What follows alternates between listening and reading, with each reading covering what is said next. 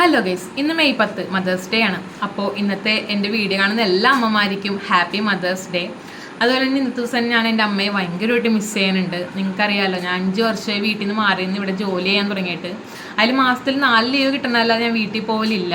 വീട്ടിൽ പോകണത് തന്നെ എൻ്റെ അമ്മനെ കാണാനും അതുപോലെ തന്നെ എൻ്റെ അമ്മ ഉണ്ടാക്കി തന്നെ ഫുഡ് കഴിക്കാനാണ്. സത്യം പറയില്ല, അതിനുവേണ്ടി തന്നെ വീട്ടിൽ പോകണത് തന്നെ. അപ്പോൾ ഇന്നത്തെ ദിവസം ഞാൻ എൻ്റെ അമ്മനെ ഭയങ്കരമായിട്ട് മിസ് ചെയ്യാനുണ്ട്.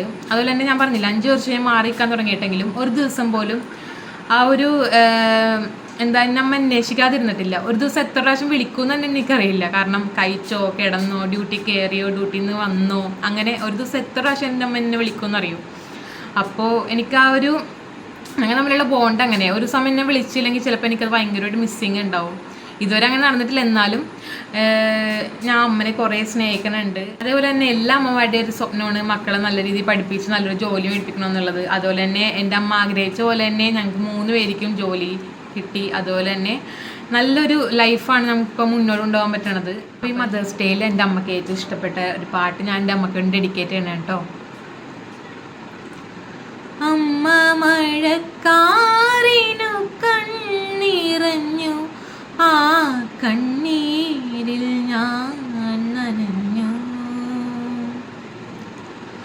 കണ്ണിവെയിൽ പാടത്തു കനലെരിഞ്ഞു, ആ മൺകൂടിൽ ഞാൻ പിടഞ്ഞു.